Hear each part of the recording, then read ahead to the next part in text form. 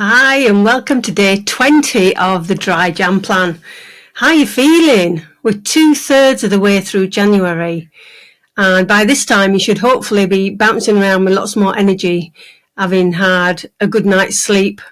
Sleep doesn't always come easily for some of us, but most of us, we tend to be more restful in the night. Today I want to talk about the 4 A's. The 4 A's are sort of it's like a process that we go through really to becoming alcohol free, if that's your end goal. But even if it's not your end goal, it's still worth thinking about, because we can apply this to so many other things that we have in our life that we probably want to get the reins on, get a hold of, make some changes, and willpower doesn't work. So with me, it's always exercise.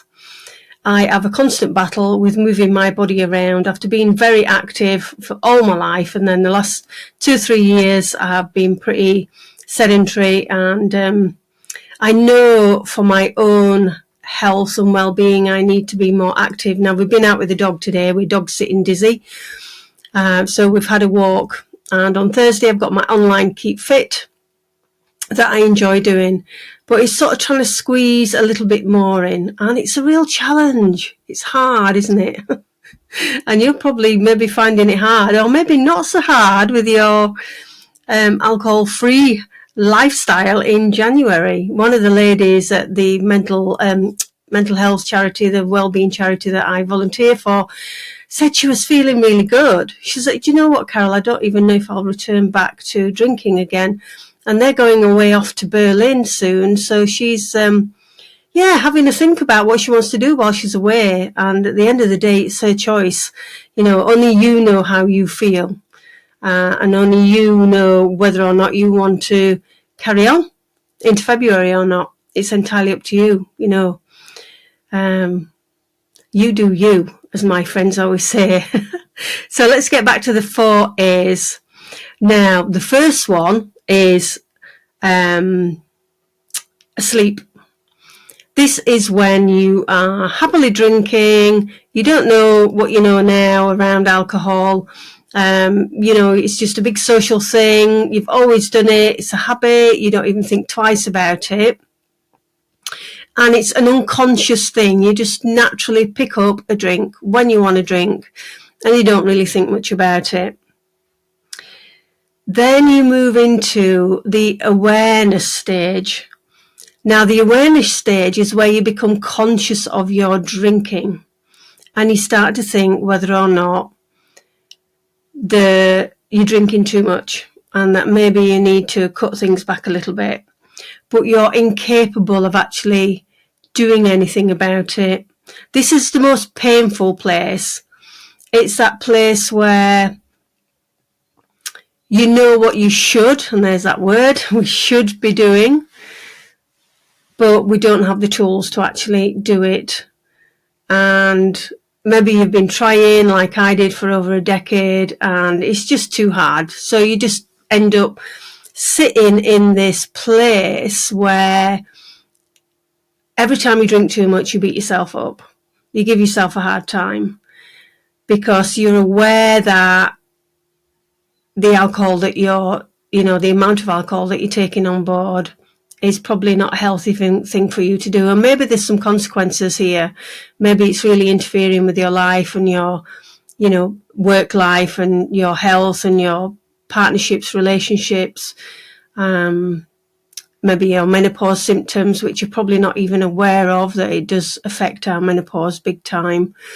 So you're sitting in this area where you know in your heart that you and your head that you really need to do something about it, but you just can't. You just feel really stuck, and it's quite a hard place to be. And then you move into the awake stage. Now, the awake stage is where you're still conscious of your drinking, but you feel more capable of actually doing something about it.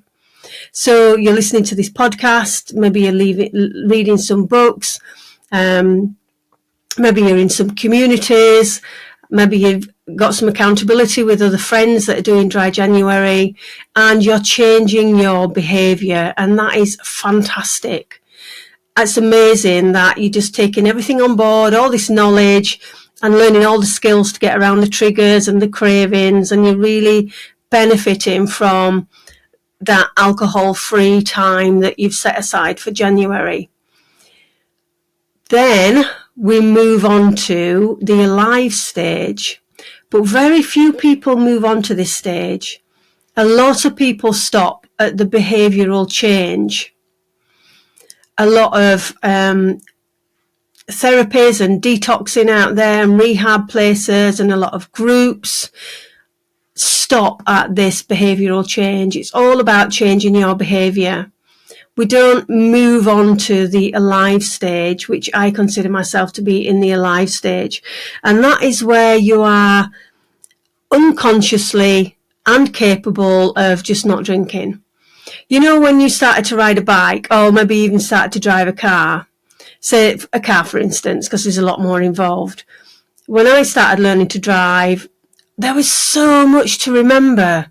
It was like, you know, check your mirror, look at your blind spot, the gears, listening to the engine, remembering which pedal was which, you know, spotting when you were sort of doing your 3-point turn, making sure you didn't hit the curb, listening to the instructor. There was so much stuff coming in. It was really hard. But I bet you don't think about it now, do you? You don't think about changing gear, checking your mirror, looking in your blind spot. You know what all the pedals are. You can have a conversation. In fact, if you're like me, you could drive through a light and think, oh, crumbs, was that red or was that green? Because you're away with the fairies sometimes. And you really don't think much about it. Now, this is the alive stage where drinking's concerned. There's no, you know, trying anymore. It's just second nature. You are someone that doesn't drink. It's just complete and utter freedom, and you've reached your goal. You don't even think about it. And if you do think about drinking, which is like a nanosecond with me, I just think, yeah, I used to do that, but I don't do that anymore. And it's just like second nature. So while you're in that behaviour changing mode at the moment, and you're listening to this podcast and you're taking all this knowledge on board, you are changing your behaviour. You're conscious about your drinking and you've decided to do something about it and you're capable of. But let me encourage you, if you want to carry on not drinking, or even if you want to go back to moderating and not drinking as much, being in that alive stage and actually putting down those foundations through the behavioural changes, but then rewiring those thought processes. And this is where we dig deep into the behavioural side, whereas we're in that awake stage at the moment. This is where we dig deep into the reasons why we drink. What is it about alcohol that we need? And do we really need it in our lives? And again, I talked about the pros and cons and writing them down. Write down the pros and cons of what are the pros of drinking and what are the cons of drinking. And just really get curious during this time in January about what your relationship is with alcohol and where you want it to go in the future. And being alive, do you want to be in that space? You know, do you want to be able to go out into a social situation and think, do you know what, tonight I don't really feel like a drink. I think I'll just have a lime and soda, or I'll just have a mocktail, or I'll have an alcohol-free drink. Just to be in that freedom space of alcohol not taking up space in your head where you've got this constant battle of, shall I drink tonight? What shall I have? How many shall I have? What happens if I can't just have one? What happens if I go overboard? And just all this overwhelm and all this stuff in our head around drinking. It is amazing from my perspective to just, alcohol is so small and irrelevant in my life now. I don't even think about it. Very rarely do I think about it. So do you want to be in that spot where you can make a decision whether you want to moderate or not, but not actually take up too much brain space? So those are the 4 A's. And you're at the minute in that awake stage and you're changing your behaviour. But do you want to be in that alive stage? Do you want to be able to unconsciously just not even think about drinking anymore? If you do, then you need to decide what you're going to do in February. And if you need support from a coach, then drop me a line. Be more than happy to have a conversation with you. But I hope that's really helped you identify the different stages. So you take care, and I'll catch you again tomorrow.